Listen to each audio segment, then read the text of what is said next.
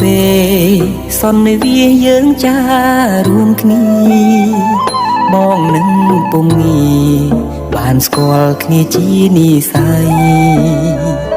រងចាំសែនយូរគូព្រេងបងប្អូនគិតដូចខ្ញុំអត់ពេលវេលាពិតជាដើរលឿនមែនតើហើយបើសិនជាយើងរងចាំវាយូរអើយសែនយូរឲ្យតែតឹងរងចាំអីមួយគឺយូរមែនតើអាការចាំការរងចាំហ្នឹងប៉ុន្តែនៅពេលដែលយើងធ្វើកិច្ចការងារសំខាន់ណាលឿនមួយផ្លែតដល់ផ្លឹកមួយថ្ងៃផ្លឹកមួយសប្តាហ៍ផ្លឹកមួយខែផ្លឹកមួយឆ្នាំបងប្អូនគិតដូចខ្ញុំអត់បាទដូចព្រឹកមិញជាក់ស្ដែងអញ្ចឹងខ្ញុំប្រជុំការងារសំខាន់មួយហើយចូលបានផ្លែតឥឡូវដល់ម៉ោង3ល្មមម៉ោង10កន្លះអញ្ចឹងបងប្អូនសប្តាហ៍នេះខ្ញុំនាំអារម្មណ៍បងប្អូនមកកន្លែងមួយទៀតហើយពិសេសទៅល្បីយូរហើយម្ហូបឆ្ងាញ់ម្ហូបខ្មែរបងប្អូនគឺនៅភោជនីយដ្ឋានតលេលៀបយើងហ្នឹងបងប្អូនហើយនៅមិនឆ្ងាយពីក្រុងភ្នំពេញយើងនៅពេញនៅក្បែរកោះនារីយើងហ្នឹងបងប្អូនអូខេបងប្អូនអញ្ចឹងថ្ងៃនេះខ្ញុំនាំអារម្មណ៍បងប្អូនមកជួបជាមួយនឹងខ្ញុំបាទជាមួយនឹងការញ៉ាំម្ហូបខ្មែរទៀតហើយបាទអញ្ចឹងថ្ងៃនេះគឺអារម្មណ៍ខ្ញុំរឿងប្លែកគឺនៅតលេលៀបណាបងប្អូននៅភោជនីយដ្ឋានតលេលៀបដែលពេញនិយមល្បីតគ្នាមកថាម្ហូបខ្មែរហ្នឹងគឺឆ្ងាញ់បាទអញ្ចឹងខ្ញុំចង់ដឹងមើលក៏ចេញវិធីការគឺចូលមកតែម្ដងបាទអញ្ចឹងថ្ងៃនេះខ្ញុំកំងម្ហូបបាទ3មុខបាទម្ហូបទី1នេះបងប្អូនឃើញទេបាទបងប្អូននេះម្ហូបនេះគឺគេហៅថាប្រហុកលើជ្រុញអញ្ចឹងបងប្អូនឃើញហើយការដេករបស់គាត់គឺរៀបចំមកគឺតំណងឆ្ងាញ់មែនតើបាទចំពោះមុខម្ហូបទី2នោះគឺនេះបាទគឺម្ហូបនេះឈ្មោះថាមាន់បំពងចេកខ្ចីបាទបងប្អូនចំពោះមុខម្ហូបទី3នេះក្តៅហុយមកទាំងឆ្នាំងចេះតែម្ដងណាបងប្អូនទាញមើលអីគេបាទអញ្ចឹងយើងមកមើលទាំងអស់គ្នាទី3នេះគឺខ្ញុំកំងមកជូរគ្រឿងត្រីពោក៏ប៉ុន្តែគាត់ថាអស់ត្រីពោហើយអញ្ចឹងយកត្រីសណ្ដាយវិញម្ដងអូយតំណងមែនតើម្ហូប favorite របស់ខ្ញុំហើយបងប្អូនណាផលដងទៅញ៉ាំដល់ខែដល់សៀមរាបបាត់ដំបងប្រទេសមានជ័យគឺខ្ញុំកំងអត់ផ្លេចតែម្ដងណាបងប្អូនអត់ផ្លេចទេឈ្ងុយតែបងប្អូនចឹងមុខម្ហូបទាំង3មុខគឺខ្ញុំបានបង្ហាញជូនហើយខ្ញុំម្នាក់ឯងខ្ញុំញ៉ាំ3មុខដោយសារខ្ញុំងាយបានមកទេហើយណាមួយខ្ញុំល្បីហាងតលេលៀបនឹងយូរហើយអត់ដែលបានមកចឹងណាចឹងថ្ងៃនេះគឺសុំដាក់មកអស់ដៃហ្មងណាបងប្អូនបាទចឹងដូចម្ហូប3មុខនេះគឺសិតតែល្បីប្រចាំហាងហ្មងណាបាទអញ្ចឹងឥឡូវនេះខ្ញុំចាប់ដើមភ្លក់ណាបងប្អូនអូខេនេះប្រហុកលើជ្រុញអូហូតំណមែនតើ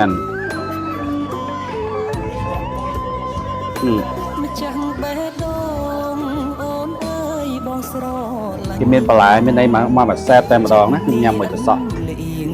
គឺនាងដែលបងប្រាបាទបងប្អូនអញ្ចឹងខ្ញុំអត់ចាំយូរទេបាទតំណមែនតើណាអញ្ចឹងតើតែញ៉ាំដៃមិនស្និទ្ធបងប្អូនញ៉ាំដៃមិនឆ្ងាញ់អញ្ចឹងខ្ញុំសុំដៃឲ្យខុសត្រូវអីកុំប្រកាន់ណាបងប្អូនអញ្ចឹងហៅគេអូខេបងប្អូនខ្ញុំដាក់បន្លែចូលគ្នាហ្មង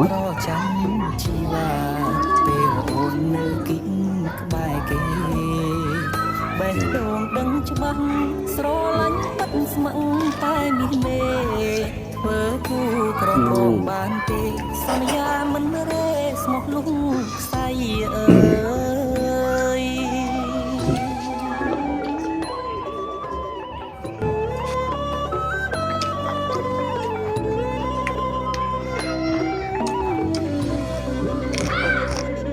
បុក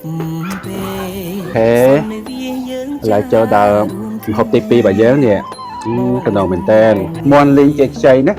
ហើយខ្ញុំសុំប្រើដៃដូចខ្ញុំប្រាប់បងប្អូនអញ្ចឹងម្ហូបខ្មែរតើយើងប្រើដៃចេះទៅស្និទ្ធហើយ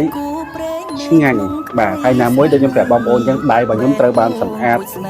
ជាមួយនឹង Hypo Clean ផងជាមួយនឹងសាប៊ូផងអញ្ចឹងខ្ញុំជឿជាក់ទុកចិត្ត 100% ណាបងប្អូន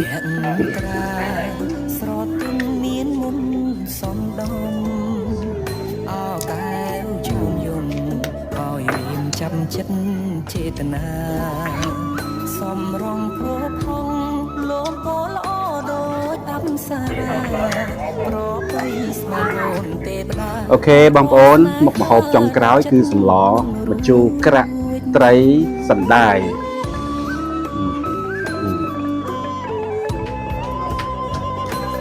ចាំបេះដូ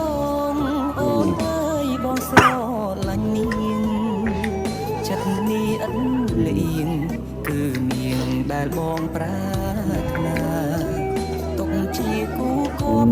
រួមនេះស្អីកើយខ្នើយ ដូចដឹងចិត្តទេបងប្អូនទេដាក់គាត់សិនព្រមអ្នកនេះទេអារម្មណ៍ស្និទ្ធស្នាលខ្លាចជាស្នេហាប្រចាំជីវ៉ាពេលអូន Mango ស្វាយ ក្បែរគេបេះដូងដឹងច្បាស់ស្រឡាញ់បាត់ស្ម័គ្រតែនេះមេធ្វើគូក្រងបងបានទេសន្យាមិនរេស្មោះលុងស្អីអើយ គិតស្បទៅរបស់ស្អុយអញ្ចឹងឆ្ងាញ់ឆ្ងាញ់ម៉េចបងប្អូនអើយខ្ញុំចាប់ជាតិជាងគេគឺអាប្រហុកហ្នឹងហើយ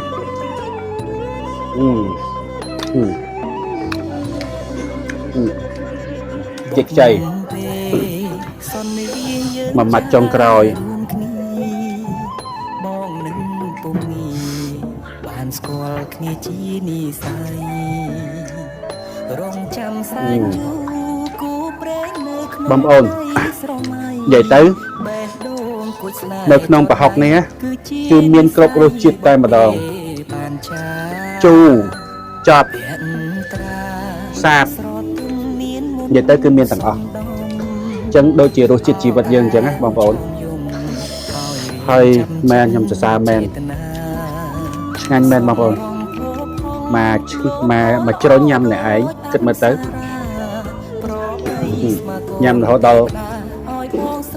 កោសពីជ្រុញហើយបន្លែក៏ដាក់មិនឲ្យខ្វះហើយញ៉ាំអត់អស់ហ្មង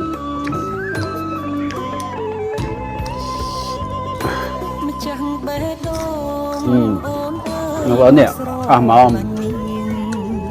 លេងឆេះអូខេបងប្អូនបន្ទាប់ពីញ៉ាំបាយឆ្អែតហើយនៅមានបង្អែមមួយទៀតណាបងប្អូនហើយទឹកលាងដៃហើយបាទអញ្ចឹងក៏ដើម្បីសុវត្ថិភាពកាន់តែខ្ពស់គឺអាចប្រើជាមួយនឹង Hypoclean បន្តទៀតបានណា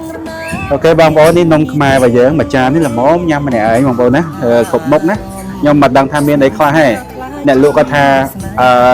គាត់ដាក់ឲ្យគ្រប់មុខលេខគ្នាអញ្ចឹងណាបងប្អូនបាទឥឡូវយើងធ្វើការញ៉ាំនេះអានេះនៅស្រុកខ្ញុំគេហៅនំគមតែនេះគឺគេគឹបវិញណាគេប្រើតែគឹបអញ្ចឹងអត់ប្រើខ្សែកុំឲ្យបាក់ឲ្យឆ្លាតវៃមុខនំសម័យថ្មីណាបងប្អូននេះអូអានេះរបៀបអូអានេះដូចរបៀបនំគោនេះមានស្នូលនេះអីបងប្អូននេះនៅដូងអូតំណងតានេះញ៉ាំមកបុកទេសន្និវាយើងចារួមគ្នាងាញ់បាក់គាត់មែនតាបានស្គាល់គ្នាជានិស័យអូសាច់តុនល្អនេះគូព្រេងនៅក្នុងក្តីស្រមៃបេះដូងគួចស្នេហ៍ចរណៃគឺជានិស័យអានេះបើតាមមើលរូបរាងដូចជានំល្ពៅបើមិនល្ពៅចេកបុកអូល្ពៅមែនដែរបងប្អូននេះសាច់លឿងល្មួតហ្មងណាចាំចិត្តចេតនាសំរងភពក៏ល្អដូចអប្សរាប្របីស្មាឆ្ងាញ់ដល់ចុងក្រោយហ្មងណាបងប្អូនអញ្ចឹងបងប្អូនកុំភ្លេចគាំទ្រនំខ្មែររបស់យើងផងណាបងប្អូនដើម្បីអីដើម្បីឲ្យប្រជាពលរដ្ឋរបស់យើងថាមានការងារធ្វើច្រើនកាលណាបងប្អូនមានការគាំទ្រច្រើនបាទពួកគាត់ក៏អាចរកចំណូលបានធ្វើឲ្យជួយដល់សេដ្ឋកិច្ចរបស់យើងមួយផ្នែកធំដែរណាបងប្អូនអាចហ្មងបងប្អូនណា3មុខនិយាយទៅម្នាក់ឯងគិតមើលទៅចង្ហល់បាទអញ្ចឹងឥឡូវពេលវេលាមកដល់ទីបញ្ចប់ហើយយើងសូមអរគុណបងប្អូនទាំងអស់គ្នាដែលបានទស្សនាវីដេអូរបស់ខ្ញុំបាទតាំងពីដើមរហូតដល់ចប់ហើយសូមអរគុណបងប្អូនដែលបានជួយ like និងជួយ share គ្រប់វីដេអូរបស់ខ្ញុំបាទអញ្ចឹងសូមអរគុណជួបគ្នាជាមួយនឹងខ្ញុំបាទនៅវីដេអូបន្តទៀតបាទបាយបាយ